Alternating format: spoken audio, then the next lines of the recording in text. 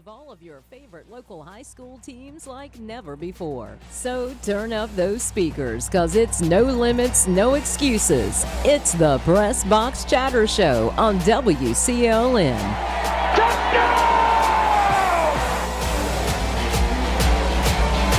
And welcome to this week's Pressbox Chatter on Oldies 1170 AM, Star Communication Channel 16, Oldies1170.com, and the Mixler app. Pressbox Chatter is sponsored by Crumpler Plastic of Roseboro, Sampson Orthopedic Group, Star TV, and the Sampson Independent. Go to the Sampson Independent's website, clintonnc.com, to see the video replay of each week's show, and audio replay will be available at oldies1170.com. In this week's show, we'll review action from Tuesday, September 10th through yesterday, and preview the upcoming week's action, although not a lot of action yesterday because of the weather. I'm Jeff Sullivan. I'm joined by the voice of Dark Horse Football, Jonathan Griffin, and AD at Sampson Middle School, Robert Hill Jr. Thanks for joining us, gentlemen. Yeah, it's good to be here. It's Glad to be here. It's finally good to see Robert Hill Jr. back in here, man. I am. I think as Coach Davis told me one time, I got a face for radio. There you go. Well, makes me feel good. I hear that a lot. I think all three of us do, really.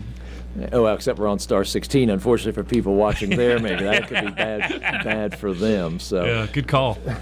Some weather-related issues again with some of the games, so maybe not quite as much to recap this week as in past weeks. And I do need to make an apology to people who are watching and listening. Again, we try to cover all sports here on Pressbox Chatter. And I have not done a good job, and I'll just admit it, on getting up with all the cross-country coaches. And so by next week, I will try to make sure I've got results from all the schools with cross-country. How dare you? Because, again, that is an important event. People run it, put a lot of time, a lot of effort. We kind of talked about that last week, going through everything that they have to go through in order to participate in the sport. So last Tuesday was Southeastern Athletic Conference track meet, cross-country meet at Lumberton.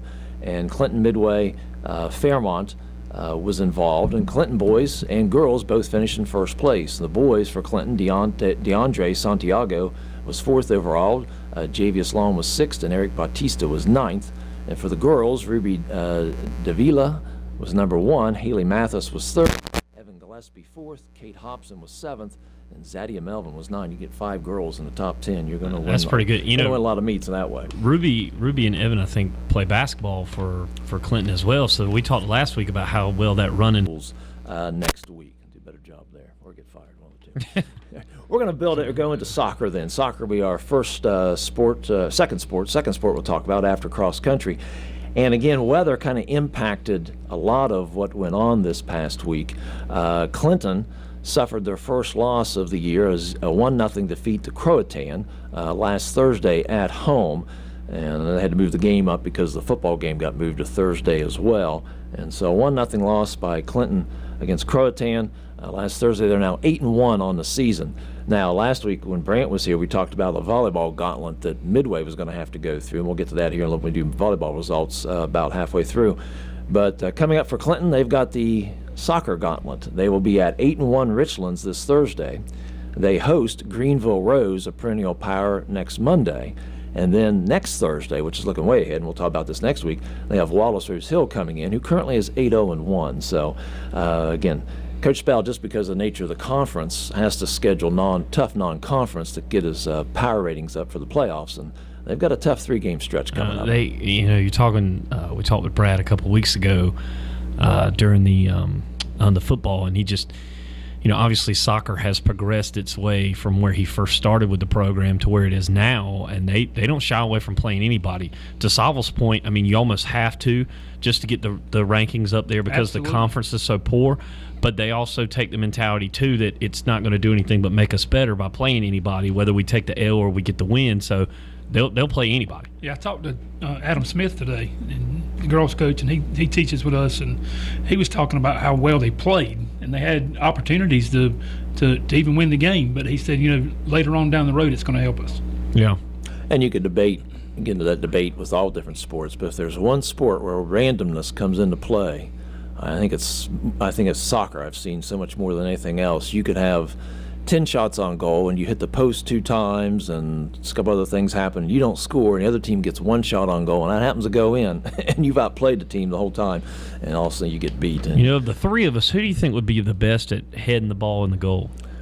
it wouldn't be me. I wouldn't do that. I don't know. Although we could get the reflection off of that if it was a night game. But I'll get into that. Yeah. Now, we talk about Clinton in conference and being head and shoulders above everybody. Well, last year they got a stiff test from Midway, who tied them out at Clinton High. Then Clinton was defeated Midway up there last year. And Midway currently sits at 7-2 on the season. So Midway will say, not so fast with the crowning Clinton conference champions.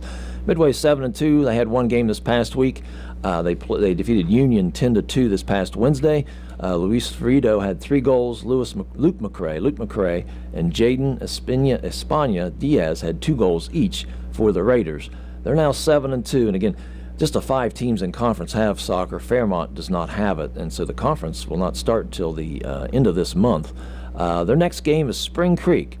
They'll play at Spring Creek on Monday, and Wallace is 8-0-1, who was their one tie against Spring Creek. So Midway will get a stern test next Monday at Spring Creek at 6 o'clock. So Spring Creek is actually pretty good in soccer. Yes, they've got a good team. Brad, Clinton's played them a couple times. I think at least once, I know, because they do have a quality soccer team, yes. Oh, that's pretty good. West Bladen also says, well, maybe not so fast. They sit at 6-1 in the Southeastern Athletic Conference, all course non-conference play. They had a 3-2 win over South Columbus last Tuesday. Jonah Bryant, Christopher Ramirez Libra, and Kevin Rojas each had a goal.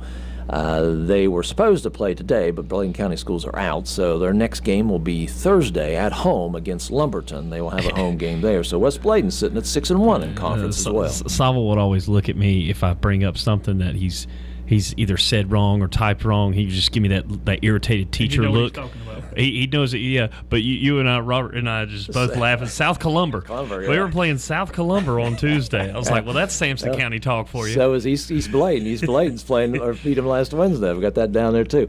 East Bladen checks in at 3-4. Of course, they're in a different conference from the other Sampson County schools and from West Bladen, Midway, and Clinton. And they've actually already started conference play. They defeated South Columbus 1-0 last Wednesday. Marco Ventura had the goal. It was his first of the year, and that was the only goal of the game. And Colton Daly was a goaltender that had to shut out for East Bladen, who is now 3-4. They are supposed to host Pender, which is a conference game, Wednesday, and that's going to depend, obviously, on school opening for both Pender and Bladen County. Boy, it's really bad in the southern part of the state. I read today that Carolina Beach got 20 inches of rain. 20 inches of rain. Yeah. That's unreal.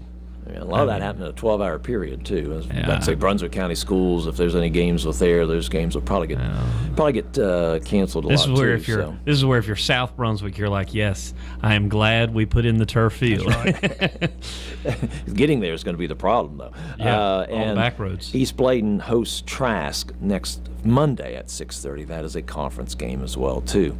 Harrell's checks in at 4-4 in soccer play. They had no games this past week. They were to be at Fayetteville Academy today at 5 o'clock, and Fayetteville Academy is 7-0. And then they're at Berean Baptist Thursday at 6 o'clock. We'll flip to the county schools, and Hopton, kind of a slow start, but again, part of that was based on who they played. They'd played Wallace twice non-conference, and then they had played Jordan Matthews up at the soccer coaches event that they have in Raleigh. And so Hopton started off kind of slow, but they've won 3 in a row now. They defeated North Johnston 5-1 last Thursday. They've got Spring Creek Wednesday at home at 6 o'clock. So again, that's who's tied Wallace. That'll be a good test for Hopton. And then they're at Rosewood, which starts their conference next Monday at 6 o'clock as well. Look at Hopton. I mean, 3 in a row. I mean, after starting, but considering how hard they play from the teams, I mean, they've always been a tough team. And then you move on to Lakewood in the county, 4-3-1, but they did get a 9-0 win against West Columber. I don't know where I got all that. Where is your typos? I don't know where. Those fingers are moving too fast for the computer. We don't cover. And by the way, I didn't point that one out. That was Robert on that one. He's like, look, it's another Columber in there. It's like a lot of them. The Lakewood's 4-3-1. They're at Lejeune Thursday at 4:30, and then they'll open conference play next Monday. If they can play Union. Down in Lejeune. They'll open conference play next Monday against Union at 6 o'clock. Union's currently at 1-7 overall. Again, they lost 10-2 to Midway last Wednesday. They were to be at 71st today at 6 o'clock. 71st is 1-4-1, and then they play at Lakewood Monday at 6 o'clock. All right? And that, again, Hopton, I think, would still, even Hopton, of course, last year went to the state championship game. Hopton, I think, would still be the favorite going into that conference. I'll say this before we go to our first break. I have, when I was up until the last couple of years, I have really sort of had a negative connotation towards soccer because I was a football guy. And usually there was a line drawn in the sand if you were either a football guy or you were a soccer guy. But you won't both, usually especially for men's soccer because they're during the same time of the year. But in recent years, and maybe that's the success of some of the programs we've had in the county, including Clinton, Hopton, and Midway, and schools of that nature, I've got more and more, I've gone to more games. Folks, if you get a chance to go out, I mean, they're pretty exciting. I mean, most of the stadiums are right there on top of the field. It's usually a big crowd, and they're, I mean, they come down to the wire. The only thing I hate about soccer still is the ties. I'd love for there never to end in a tie. I mean, we're not just giving out, participation trophies here. Somebody's got to win, somebody's got to lose, but it's fun. If you hadn't had a chance to go support the local teams and check out some soccer. This is a family-friendly show, so I can't tell you what my dad said about a tie in soccer. No, we won't go into that. But we can imagine if you've ever met him. Yeah. So we can imagine. And again, they had was out at the James Keenan game, and Clinton played James Keenan's student support and student section over there cheering and all that. It's a good environment. Yeah. You're right there. Again, a lot of people have always commented over the years how nice a facility it is. Senior would have said, "We'll see you at the game, just not that one." Just not that one. Well, that's all right. We support soccer. All right, we'll be back with we're going into our first break. We'll be back with an interview with Dan Hines, volleyball coach at Mintz Christian Academy. That'll be coming up next here on Pressbox Chatter. The Pressbox Chatter brought to you in part by Crumpler Plastic Pipe Incorporated, agricultural drain systems, constructed wetlands, septic sewer drain pipes.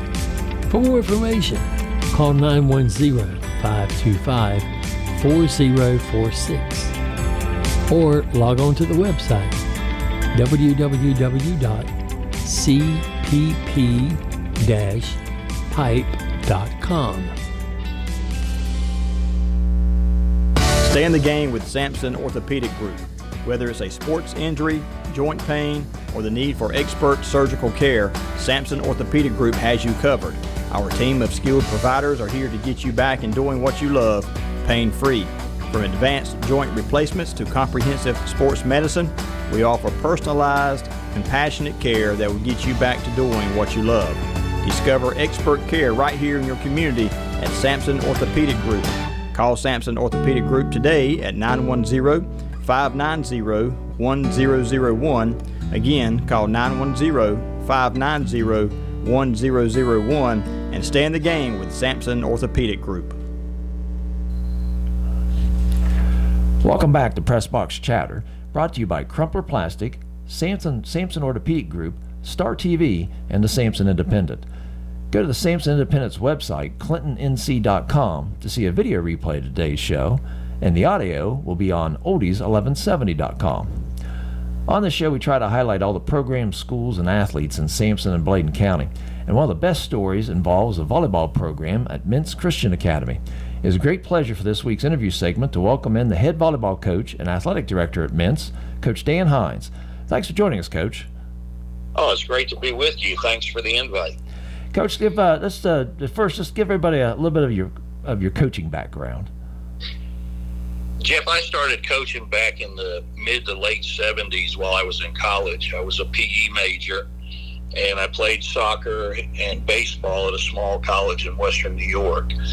And I had the opportunity to coach some intramural teams and then to coach a local Babe Ruth baseball team.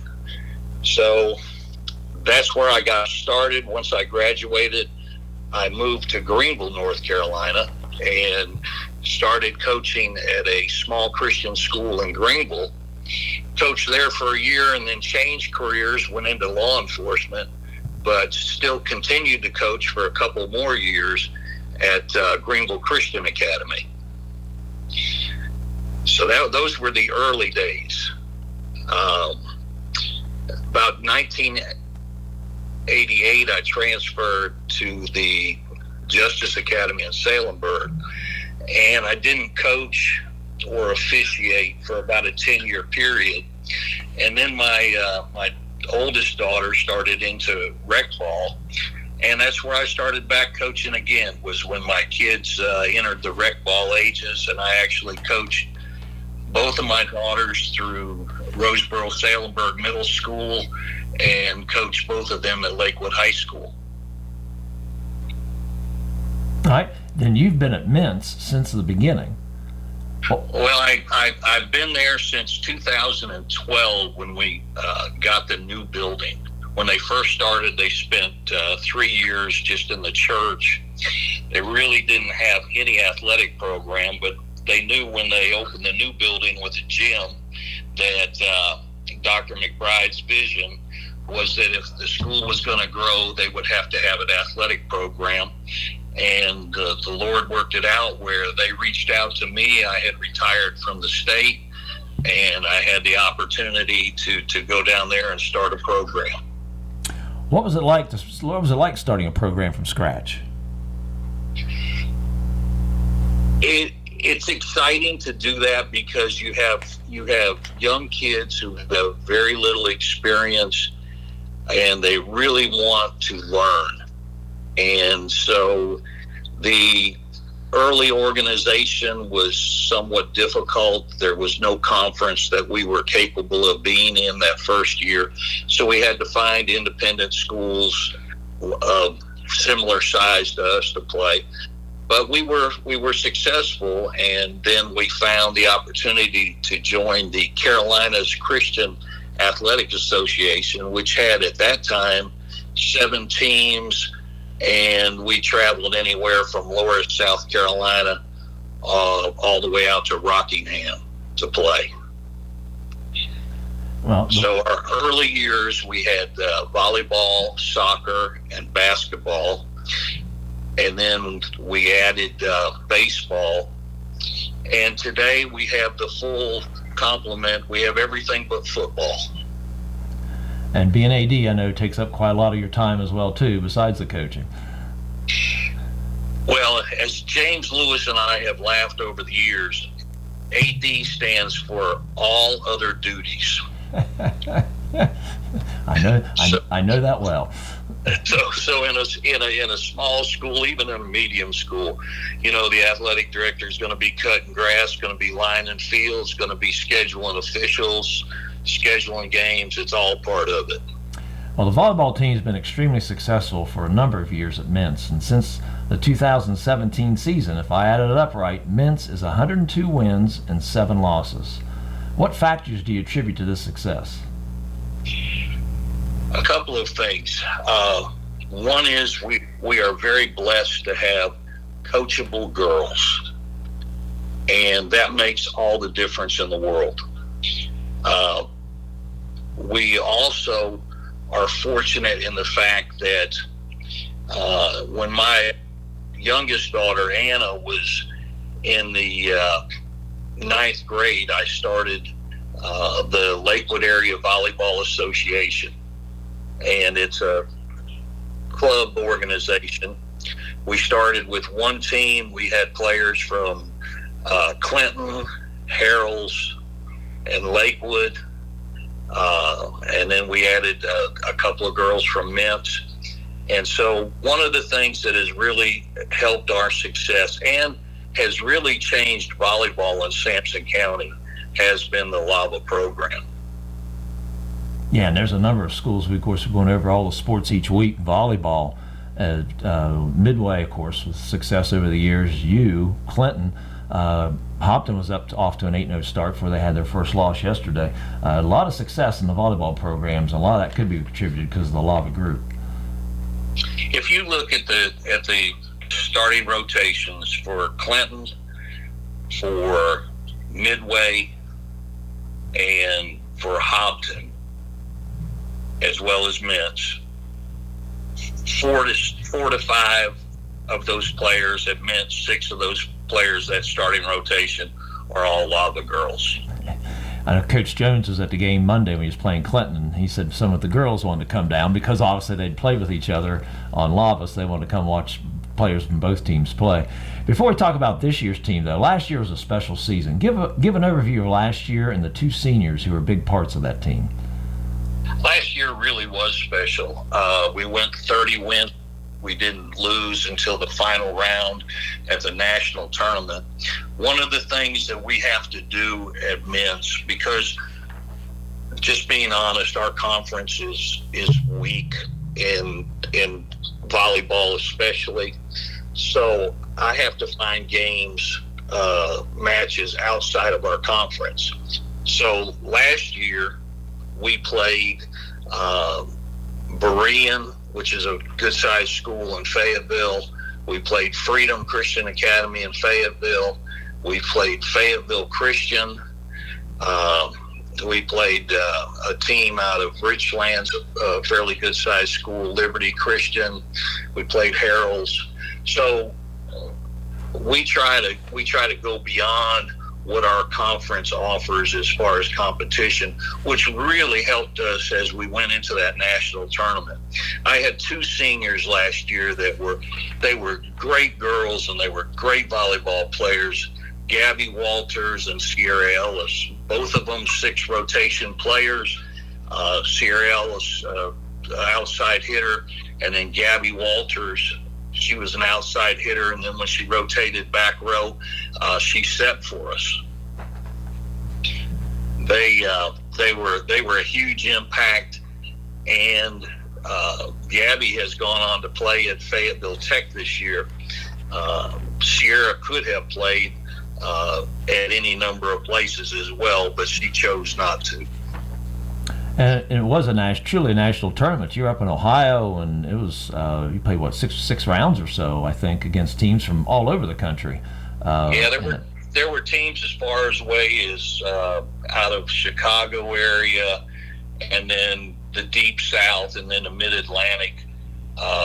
The National Christian School Athletic Association has over 400 member schools, and there were close to 40 teams that made the tournament, and they seed you, and then you work through pool play, and we wound up with a great record up there, playing against some really powerful volleyball schools. And it's at Cedarville University, which is a Division II school, but their athletic facilities are really D1.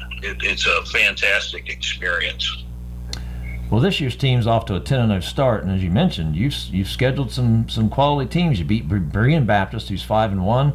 Jacksonville Christian Academy's 11-4. Northwood Temple Academy's 9-2, and you beat Clinton twice, and Clinton's right now 8-2. So you've had a tough schedule, and the team's done excellent. You're heading into Thursday's match against Penderley Academy is 10-0. Who are your team leaders this year, and what are the team's greatest strengths? Well, the great thing about last year is that other than my two seniors who graduated, all the other starters were freshmen and sophomores last year. So they were on the court through that whole season last year, developing, honing their skills, and learning the system. And so it's been just a smooth transition. Who are some of the team leaders now for this year's team? I've got several special players. I've got Abby Walters is clearly one of the best volleyball players in the county. She's extremely athletic, has a high volleyball IQ. She sets for us, and then if we're running a 5-1, she'll play right side when she rotates up to the front. I've got two big middles that are a serious blocking presence with Audrey Rich and Sarah Millen, both of them 5'11", jump well. And then I've got the two girls who really showed out at the game Monday night are two undersized outside hitters. Mackenzie Small and Mackenzie Street, and they were on against Clinton. They probably combined for around 30 kills between the two. And then my libero, which, your libero generates your offense from the start. And Sadie Parrish does a fantastic job for us running that back row. And I heard from others, and I got to see it firsthand Monday against Clinton. I've heard other people say that your team just keeps everything. It's hard to get a kill on your team or the ball on the ground, because your team just keeps the ball alive so well. And I saw, particularly in that third set, there was a point I thought, well, that's a Clinton point there. And boy, one of your girls just dove for it and kept it alive, and then the rally continued and ended up winning that point. Your defense, just getting the ball back the other side, was very impressive to me. We're scrappy, and we emphasize that. And you know this from your experience in athletics over the years. You can't teach heart. So if you've got kids with heart, they're going to hustle. And I've got a 6 on the floor and 5 on the bench that have got heart. And I like your balance too in terms of your classes too. You got 2 seniors, I think it's 5 juniors, 1 sophomore, and 3 or 4 freshmen. So again, you got your younger group that's going to continue to learn from your upper class, but you're not losing so many people each year that you're still going to have a good group coming back. The pipeline's pretty deep right now. That's what you like as a coach. All right, now as an ex-coach, I'm always interested in coaching strategy. Your team had an excellent win Monday, again over a very good Clinton team. In the third set, you were up 20-15, and Clinton then went on a run, took a 21-20 lead. You took a timeout. What'd you go with your team then? Take us inside a volleyball huddle. I'll tell you, a volleyball timeout for me is like a trip to the mound with a baseball pitcher. There's very little strategy talked. There's a lot of calming, reassuring, and simply saying, let's focus on the fundamentals. Our big strength as a team is ball control. And we had gone through about a 4-point stretch there where our ball control was non-existent. And so I just looked at them. I said, girls, we got to get back to our fundamentals, control the ball, put the ball over, and we'll be fine. And then I added this. I said, girls, I don't want to go to a 4th set. I said, I'm getting kind of hungry. I said, let's wrap this thing up. There's the best advice right there. They took it to heart, ended up winning. I think the last set was 25-23. So there you go. So again, that was a good win then. I do have one last question. Speaking of food, I was told to ask you this question. How was the meatloaf last night? Oh, you must have been talking to my ref partner, Brian. Well, you had to carry him all night long, so you probably were hungry after last night's refereeing the Lakewood Union game. So. Oh, man. The meatloaf was excellent, and I think we're probably going to have it for leftovers tonight. Well, behind every good coach, there's an excellent wife who's very understanding and does a super job supporting her spouse. So there you go. Absolutely. She filled the concession stand today. Well, Coach Hines, I appreciate so much your time coming on the Pressbox Chatter Show. Great season so far, and best of luck the rest of the year. And we'll be watching and keeping everybody updated here on Pressbox Chatter. Thanks again for your time, Coach. Thanks. Stay in the game with Sampson Orthopedic Group. Whether it's a sports injury, joint pain, or the need for expert surgical care, Sampson Orthopedic Group has you covered. Our team of skilled providers are here to get you back and doing what you love, pain-free. From advanced joint replacements to comprehensive sports medicine, we offer personalized, compassionate care that will get you back to doing what you love. Discover expert care right here in your community at Sampson Orthopedic Group. Call Sampson Orthopedic Group today at 910-590-1001. Again, call 910-590-1001 and stay in the game with Sampson Orthopedic Group. The Pressbox Chatter brought to you in part by Crumpler Plastic Pipe Incorporated, Agricultural Drain Systems, Constructed Wetlands, septic sewer drain pipes. For more information, call 910-525-4046 or log on to the website www.cpp-pipe.com. Welcome back to Pressbox Chatter. Robert Hill Jr., Jonathan Griffin, and myself, Jeff Sobel here. One golf match last week. The Southeastern Athletic Conference had a match, and it was Fairmont, Midway, and Clinton, and then Hopton also showed up. They were the only 1A school there. Fairmont was victorious with a 169. Midway and Clinton tied for second, 5 strokes back, then followed by Hopton. Midway, though, had the medalist, Mia Gwynn, had a 51. She was a medalist. Anna Hargrove was the second best scorer on Midway's team. For the Dark Horses, Anna Levitt was the low scorer. For the Dark Horses, Ella Rice was a shot behind her. And for Wallace, Carly Brooke Wade and Katie Britt both tied for low score for Hopton. And they have a match, I believe, tomorrow. Saul, I have a question. Ridge, yes. I have a question about golf. And maybe you know the answer to this, but in high school golf, like for that particular match, was it just a cumulative score of just 3 players per school? It's top three scores. Okay, so do you have to? Well, the lowest 3 scores is count scores. So yes. you can get 6 people to play. Oh, you can play how many people you want. But you take the lowest 3. They're going to take your lowest 3. Okay, that makes sense then. I didn't know how that worked. I knew. You could have different. I'm not going to go through the seeds, but yeah. Well, you look like a.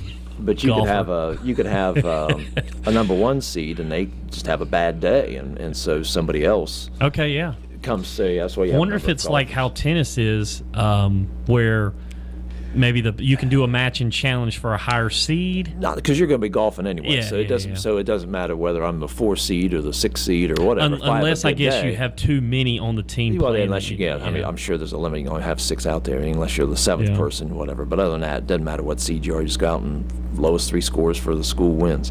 We'll transition to volleyball next. Since we had Dan Hines on, we'll stick with Mintz. And Mintz had one game this past week. It was a 3-0 win over Penderley Academy, and that raises Mintz's record to 11-0. They have a busy week coming up. They are at Liberty Christian Academy of Fayetteville. That was the day at 4 o'clock. Thursday, they're playing a little tri-match. They have Mullins Marion Christian and Columbus Christian Academy coming in. It'll start at 4:30 at Mintz. Then Friday, they go to Christ the Cornerstone Christian Academy at 5. And then next Monday, they'll host Grace Christian Academy. So if I count that up right, they've got 5 games in the next week they'll be playing. So now, they'll be quite busy. We don't have Brant here with us because he usually dives deep into these volleyball matches. But I wonder when the last time they lost a set was. I think he had that written down a while back. That's why I said we may need him for that. But it's been a while since they've lost a set. They've been beating people 3-0. Yeah, they've done an excellent job. Well, you can play that many games when you can play that many games a week, Saba, when you only play 3 out of 5. One thing too is with Mintz, they can play private schools. Harrell's too could do it. He can play more than the schedule of the NCSA allows. So that's one thing too. And he likes to challenge his team and get a lot of games in. So that's what they're playing for these teams that go to 5 sets. Think about it. They're playing half the games by winning 3-0 every time. I went and watched the Clinton Mintz game. I guess it was last week. Last Monday. It was intense. I mean, it was a pretty good match. I mean, from both sides. Was it at Mintz or at Clinton? It was at Clinton. Oh, and a great crowd, yep. Great atmosphere. I mean, it was interesting. Yeah, they've got a quality volleyball program, so you have a chance to catch them. Please do so. Yeah, I need to check that out because we used to play the church league volleyball over at Mintz. Mintz hosted that, and I remember them having a girl or two that would play, and you're just like, man, some of these girls are pretty good. Yeah, they're quality. Midway checks in at 6-3, and they are 1-0 in conference. And Brant called it the gauntlet they were going to go through because last week they're going to have to go to undefeated Wallace, then play Clinton the next night at home, start conference play, then go to Harnett Central yesterday. But that game, of course, Harnett Central game got knocked out. They were down 2-1 to an undefeated Wallace team, and Midway was able to come back and get a 3-2 win and hand Wallace their first loss last Wednesday. Caden Moran had 21 kills and 14 digs. Caitlin Hewitt had 12 kills and 4 aces, and Summer Watson had 13 digs, and leading Midway to that victory. They followed that up then with a conference win. They are now 1-0 in conference. They defeated Clinton in 3 straight sets, 25-21, 25-11, and 25-13. So Midway, the conference champions last year, got off to a good start against Clinton last Thursday. Caden again led them in kills aces and digs. For the dark horses, Nellie Bass had 4 aces, and Cameron Marshburn had 11 digs for the dark horses in a losing effort. They're at West Bladen Thursday, and then that'll be conference game. They're at Fairmont tonight. They're at Fairmont today, and Fairmont has yet to win a volleyball match. They're at West Bladen Thursday, and then they host South Lenoir non-conference, and that should be a good volleyball game next Monday. South Lenoir is very quality in volleyball, so Midway and South Lenoir next Monday at Midway. Clinton just had the one match, and that was their 3-0 loss to Midway last week. They sit now at 8-3 overall. They are 0-1 in conference. They were scheduled to play West Bladen today. That game has been called, obviously, because Bladen County schools are out. They will be at Red Springs Thursday, and that's a conference match, and they'll host Trask next Monday out at Clinton High School. That is non-conference. I think I know they didn't play yesterday. They were scheduled to play East Bladen yesterday. Yes, obviously that one and that got out also. Was knocked out, but. I think they're playing West Bladen tonight. The bus was at the school when I left. Oh, really? Because Bladen County schools were out today. So, all right, well, maybe that's on. Because I saw East Bladen. East Bladen checks in at 4-5. They are 1-3 in conference. They've well started their conference play. They rescheduled their match that was supposed to be Tuesday against Whiteville. That is now Wednesday at East Bladen at 6 o'clock. They'll be at Wallace non-conference next Monday at 6 o'clock. And so they'll play the Bulldogs at Wallace. Their one game this past week, they lost 3-1 to Trask, and that's a conference match. So East Bladen checks in at 4-5 and 1-3. So Clinton was playing tonight in volleyball. Yes, I think so. Well, there we go. I'll make sure we got that score on tomorrow morning. Hopton started out 8-0, and then they played the 2 toughest teams in their conference last week, and it did not go well for them. They dropped 3-0 set decisions to Rosewood and News Charter last week, and then the Rosewood score was rather lopsided, a little closer against News Charter. Xana Hare had 8 kills for Hopton against News Charter. Grace Harris had 13 digs, and Cooper Bland had 13 assists in her losing effort against News Charter. They'll try to get back on the winning ways today as they go to Lakewood in a conference match.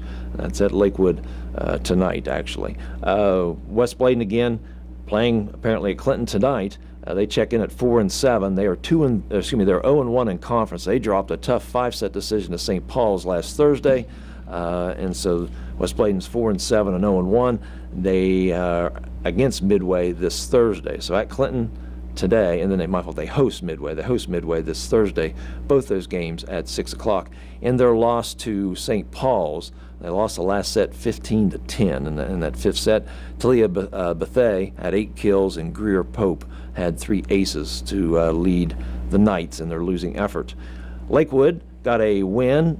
Their first conference game was last Tuesday against Union, and it was a battle. Union got up 2-1. Lakewood won the last 2 sets and won 3-2, and started them 1-0 in conference. They followed that with a tough 5-set loss at North Duplin.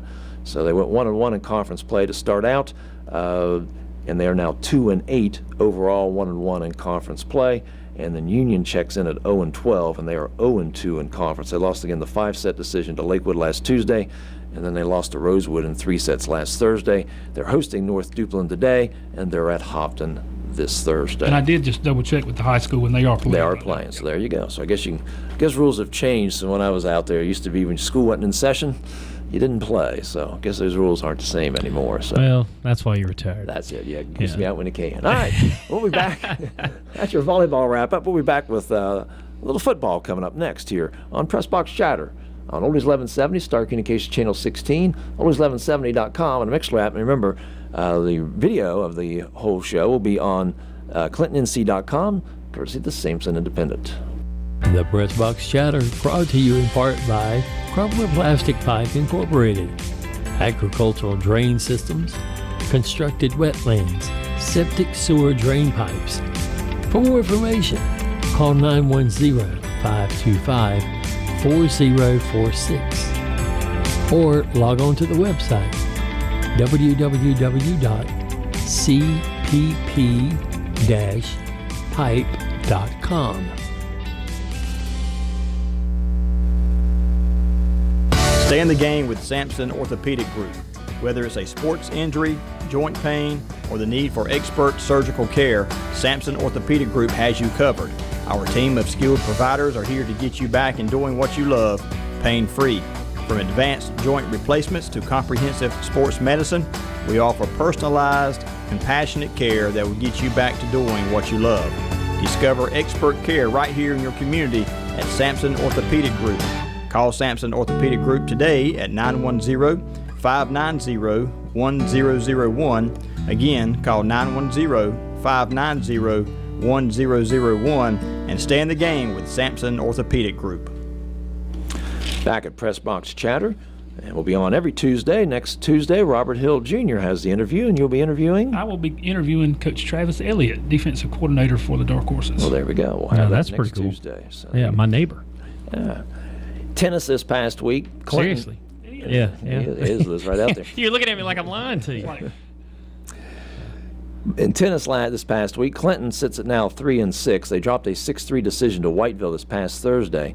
Allie Naylor, Delaney Pearson, and won their singles, and then Naylor and Madison Avery won the doubles match.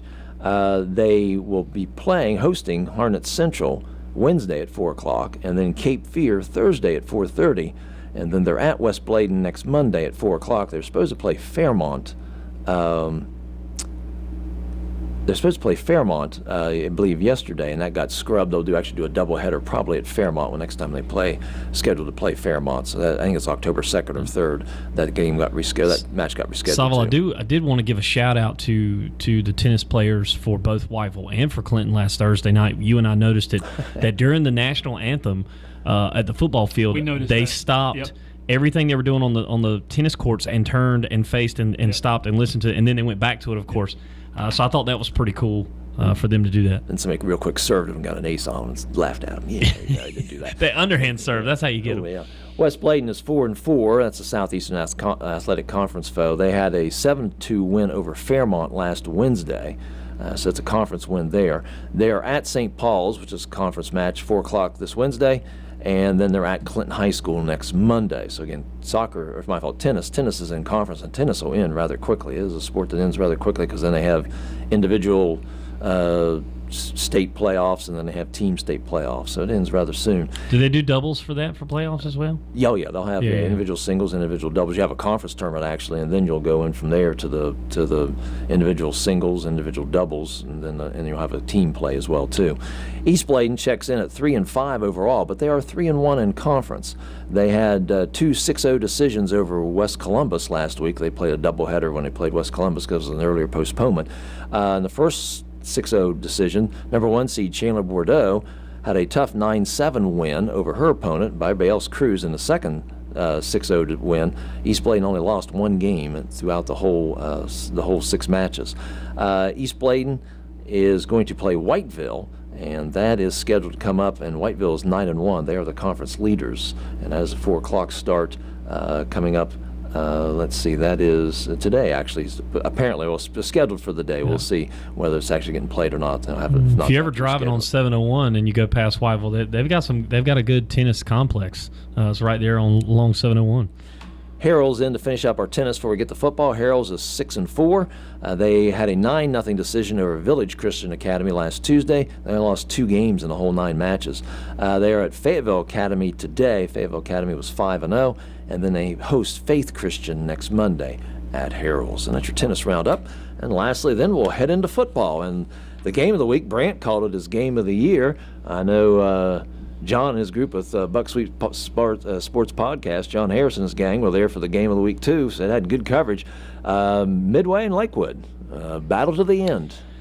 Yeah, so this was a game that everybody was talking about during the week, and this was one that if you want at your respective own schools, this is where this casual football fan was wanting to be. Midway was able to sneak out a win on this one, but it did go down to the wire, 37-34.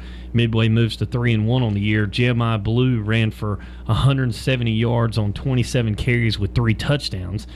Midway ran 58 plays and got 19 first downs. Now, if there's one thing that Barrett Sloan would have been upset about is they had 14 penalties for 105 yards. That's the kind of stuff that will drive a coach crazy. Yes, it will. Midway was 2 of 7 passing, so they didn't really have to do it much. They had 51 running plays. And then Midway hosts 0-4 Goldsboro this Friday night. So that was a big win for the Raiders. Oh, yeah. Jeremiah, besides having 170 yards rushing, 3 TDs, had 13 tackles as well, too. So going both ways. Yeah. I was trying to keep up with that game, and it sounded like it was going to be one of those where whoever had the ball last, it was going to be. Well, I mean, you look at, we talked about Midway going to Lakewood. Lakewood, it was undefeated at the time. Now they've moved to 3-1.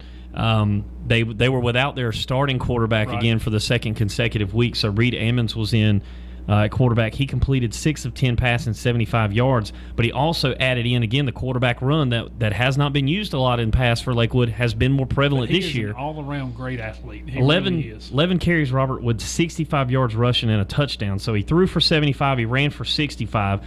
And Calvin Lacewell had 21 carries. He was their workhorse for 100 yards and 3 touchdowns. But their defense the last 2 weeks has really struggled. They struggled to stop the pass against Lejeune because that's all they do is throw it, and they gave up 400-plus yards passing against them. But then they give up all those rushing yards to Midway. And so it is the defense that they have got to shore up if they want to be, make a deep playoff run. Well, if I know Coach Sampson like I think I know him, he's going to work hard and he's going to get his kids playing. He'll get it straight. Yeah, Telfer's a good guy, and it's one of those things where sometimes you can lead a horse to water and you can't make them drink. That's so I will tell you how many times have I had my guys I'm up there saying exactly what they're going to do before they're ever going to do it, but you just have to execute. Yep. And so sometimes it is coaching, sometimes it's the players just got to make a play. That's exactly right. And so, but that was, to your point, Salvo, and to what Brant said last week, that was the game of the week and place to be on Friday night with those two. Wyatt Scott had 16 tackles for Midway, and Zach Gaynor had 10 tackles, both those juniors. Deshaun Carr had 13 tackles for Lakewood, and Cooper Ivory had 11 tackles. Tanner Williams had 1 rushing TD, and Jacob Hollum a TD rush as well, too. Both teams scored 5 times. What it came down to was conversions. Yeah. Midway had a couple 2-point conversions. Lakewood was unable to capitalize. Now, saw it on Buck Sweep Sports podcast. Again, John Harris's group does a good job covering Harris, stuff. right? Chris Harris. I don't want to call him John all the time. Chris Harris does a good job covering games.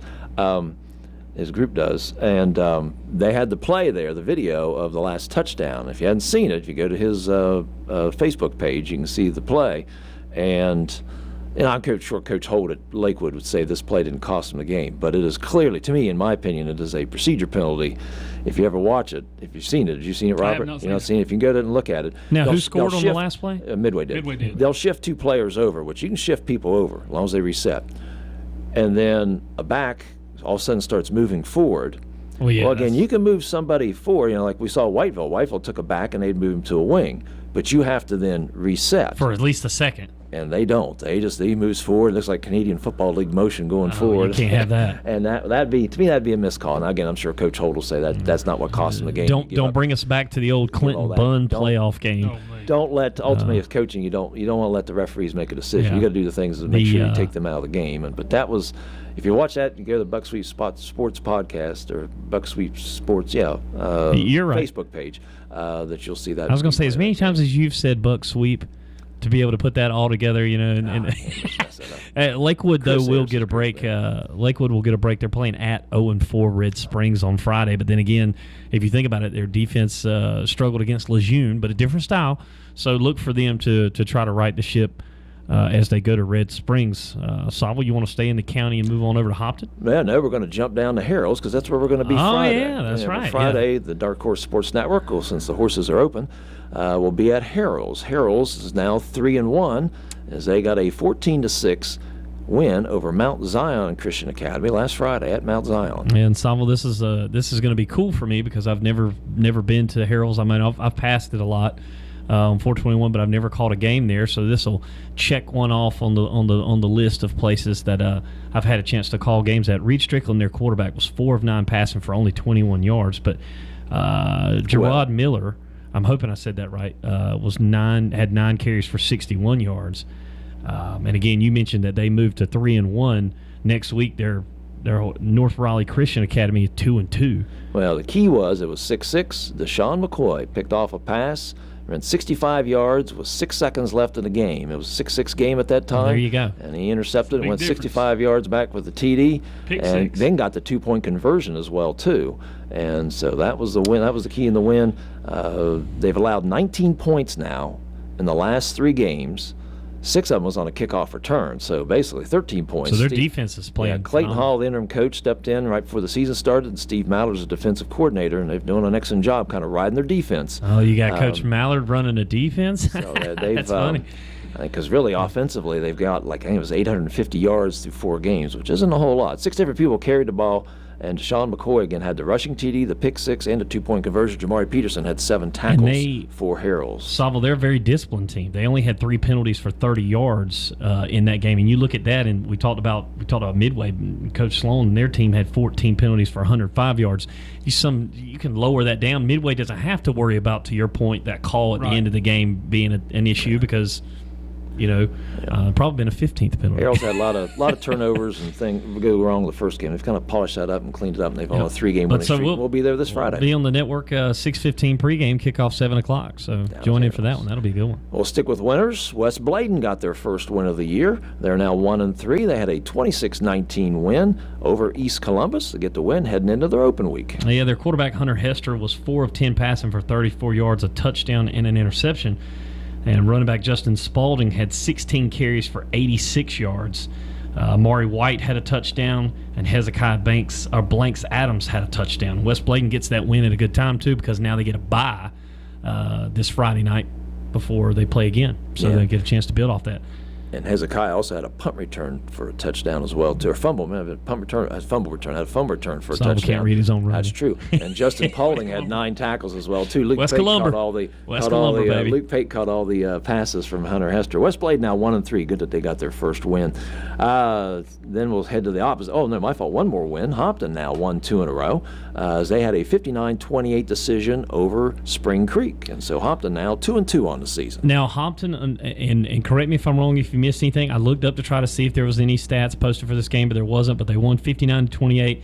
They're away Friday night against North Johnston, 1-2. So Hopton trying to get that game above 500. And, offense for them this year has been more of a struggle than in years past. They've typically, in the last few years, have been an offensive team with defensive struggles. Now this year, they've lost a lot of kids over the last couple of years too. But Coach Silas runs his program, and so they're going to sling it around a lot. But good luck to them and the Wildcats. They've won 2 straight after starting off the season 0-2.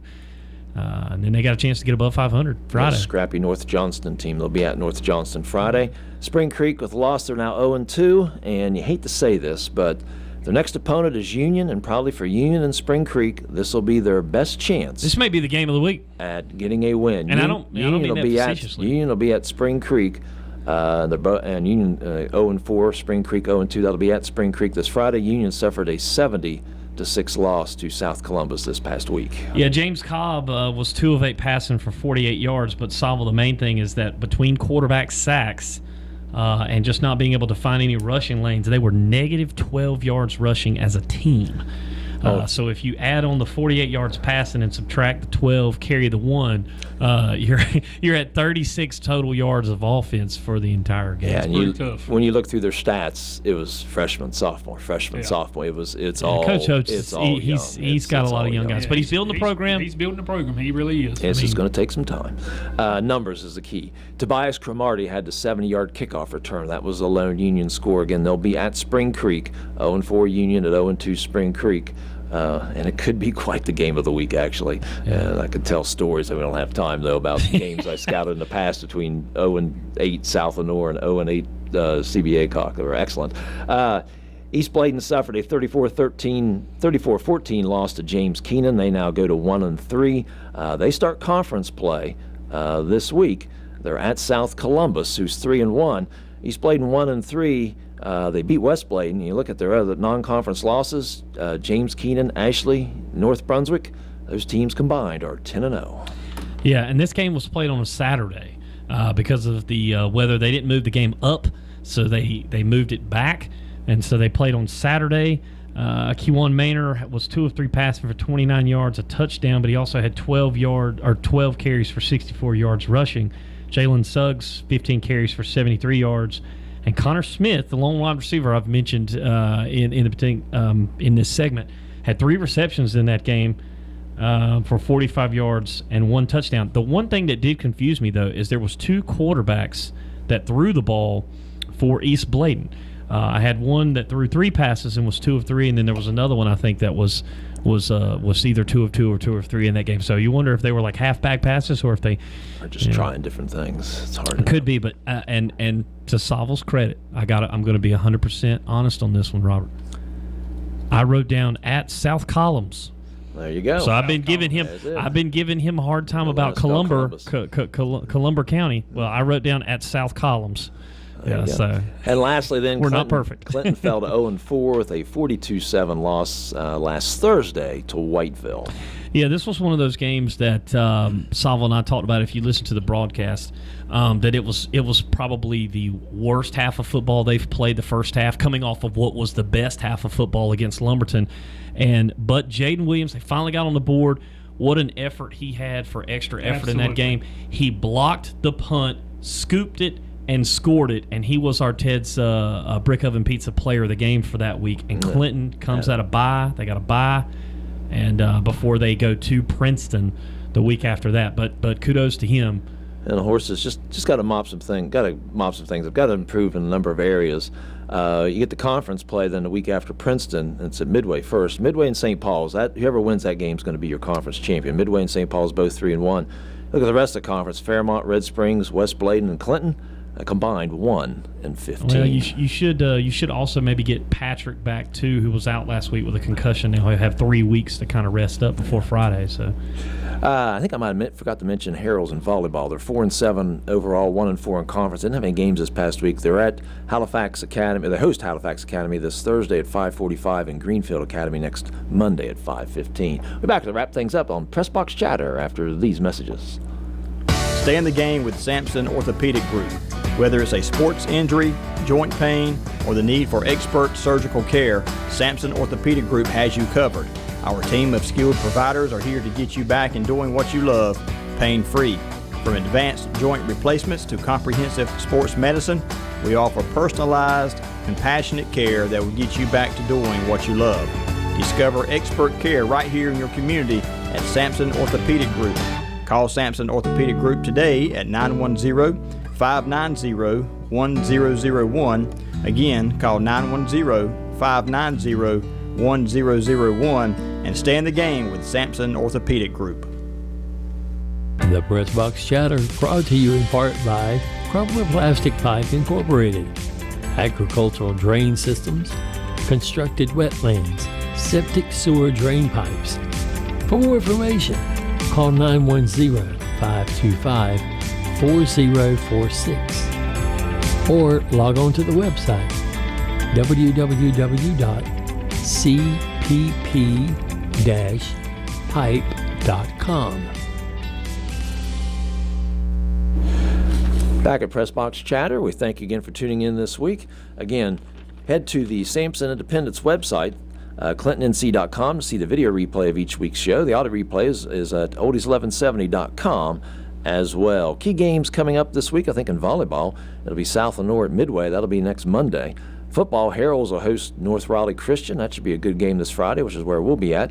And then, Union will be at Spring Creek. That should be a good ball game this Friday. 0-4 Union, 0-2 Spring Creek. We'll be sitting on the edge of our seats down at Harrell's trying to get a score for that one. Soccer, you have Hopton hosting Spring Creek on Wednesday, and Midway is at Spring Creek on Monday. And Clinton again is at Richlands this Thursday, and then they host Greenville Rose next Monday. Thanks again for tuning in to Pressbox Chatter. We'll see you next week. For Jonathan Griffin and Robert Hill Jr., this is Jeff Sauvel.